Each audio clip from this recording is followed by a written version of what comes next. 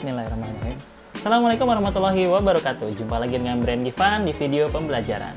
Pada kesempatan kali ini, izinkan saya berbagi ilmu tentang membuat latar belakang masalah pada skripsi atau tugas akhir. Oke, dalam membuat latar belakang masalah, seringkali kita bingung mau menulis apa. Dan kadang suka asal aja yang ada di pikiran kita, asal tulis. Padahal, jika kita bisa sedikit menahan ego kita untuk tidak menulis segala macam hal dalam latar belakang kita, mungkin hasilnya akan lebih baik.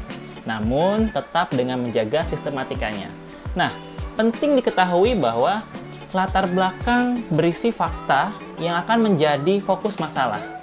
Jadi, fokus masalah harus dijelaskan secara ilmiah, bukan dengan common sense gitu ya.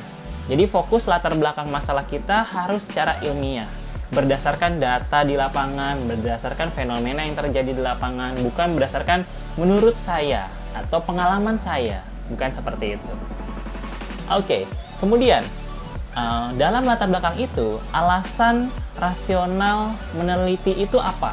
Jadi kita dalam meneliti, dalam membuat latar belakang harus memiliki alasan rasional yang masuk akal. Ya, tentunya dengan didukung oleh data dan fakta tadi. Kemudian, kenapa kamu tertarik dengan latar belakang ini? Kenapa kamu tertarik dengan judul ini? Sehingga kamu membuat latar belakang. Dan apa masalahnya yang ada di lapangan tersebut? Datanya apa? Punya nggak datanya? Kemudian, kenapa memilih lokasi ini? Pemilihan lokasi juga harus berdasarkan riset atau akademik lah. Jangan karena alasan dekat dari rumah atau punya orang dalam, bla bla bla bla bla. Namun harus logis yang akademis. Kemudian, referensi temuan-temuan hasil penelitian terdahulu juga harus kita punya. Jangan sampai kita abai dengan referensi penelitian terdahulu. Sebab, referensi penelitian terdahulu gunanya untuk mendukung penelitian kita yang saat ini. Jadi, sudah ada yang meneliti sebelumnya, dan kita kembangkan atas hasil penelitian tersebut. Selanjutnya, bagaimana teori yang kamu ketahui dengan fakta yang di lapangan? Jadi kita harus pelajari dulu sebenarnya judul kita ini apa sih teorinya? Judul kita ini maksudnya apa sih? Teorinya apa? Siapa ahlinya yang mengatakan judul tersebut? Definisinya. Dan kita lihat di lapangannya seperti apa yang terjadi. Apakah antara teori dengan fakta sama atau antara teori dengan fakta berbeda? Lalu di akhir paragraf biasanya dalam latar belakang itu berisikan judul yang ingin kamu ambil. Jadi berdasarkan dengan masalah di atas, maka peneliti mengambil judul tentang bla bla bla bla bla bla bla bla bla titik. Itu kesimpulan dari latar belakang Anda. Nah, pola pikirnya juga dalam membuat latar belakang itu harus deduktif. Apa itu deduktif? Jadi deduktif itu menggambarkan sesuatu yang umum terlebih dahulu, mengerucut menjadi sesuatu yang khusus. Jadi dari sesuatu yang besar ke sesuatu yang kecil. Dari hal-hal yang umum menjadi sesuatu yang khusus. Gitu ya. Gampang banget.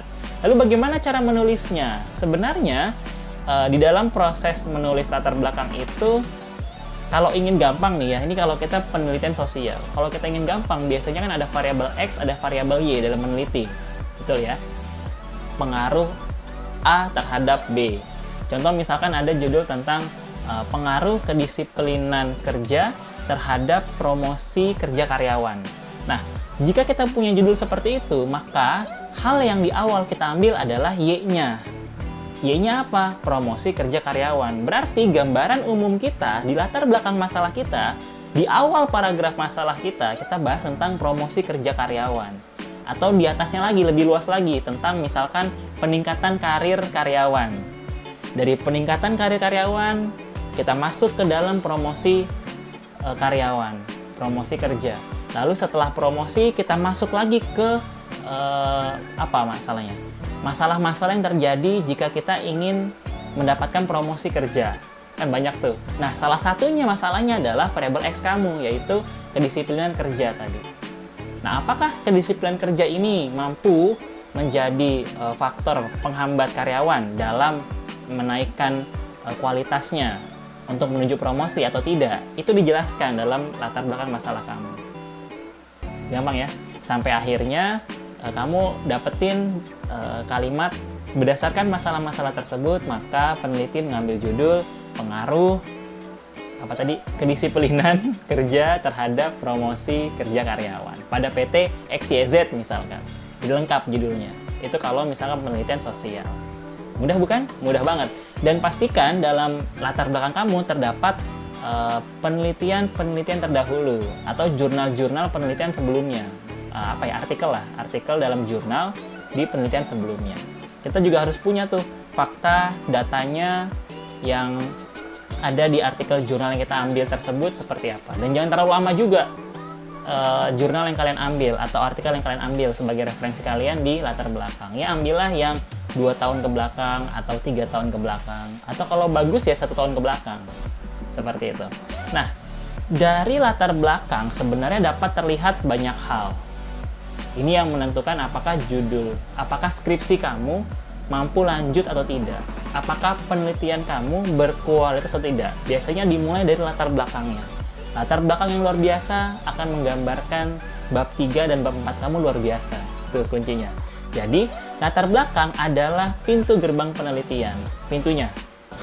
Jadi di sana kamu akan melihat gambarannya, bukan kamu ya. Kami sebagai pembaca akan melihat sebenarnya kamu mau ngomongin apa sih di penelitian kamu, sebenarnya mau dibawa kemana sih, ini penelitiannya akan terlihat di latar belakang. Apa yang harus dilakukan, siapa yang diteliti, dan mengapa penelitian ini dilakukan. Karena jika sebuah penelitian tidak ada urgensinya, tidak ada kepentingannya di sana, nggak penting-penting banget, ya nggak usah diteliti. Jadi harus dipahami betul bahwa latar belakang itu juga berisi urgensinya. Apakah penelitian ini juga penting dan layak untuk diteliti dan layak untuk kami baca, seperti itu ya. Kemudian judul yang diambil itu layak diteliti atau tidak, tergantung bagaimana latar belakang masalahnya. Sebagai judul gini, sebagus apapun judul Anda, sefenomenal, bombastis, fantastis judul Anda, jika tidak bisa menggambarkan masalah pada latar belakang, maka otomatis dosen nggak akan deh ACC latar belakang kamu di bab 1 tersebut.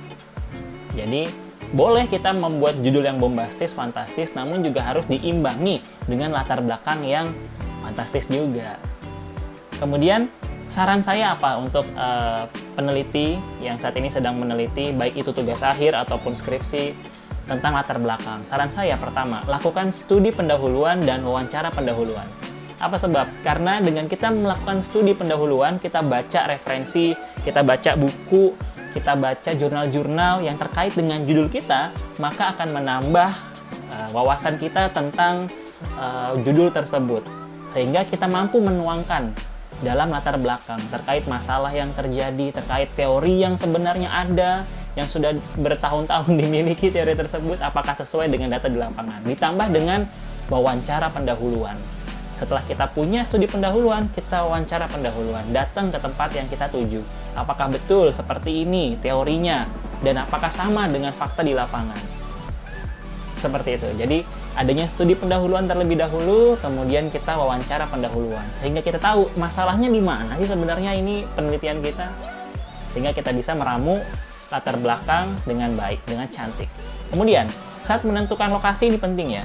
Menentukan lokasi penelitian itu, kita harus benar-benar, yang tadi di awal saya bilang, berdasarkan temuan-temuan, data di lapangan, fakta, dan akademis. Tidak hanya common sense atau dekat dari rumah, atau punya orang dalam tadi saya bilang. Jadi jangan sampai kalian menentukan objek penelitian kamu atau lokasi penelitian kamu berdasarkan hal tersebut.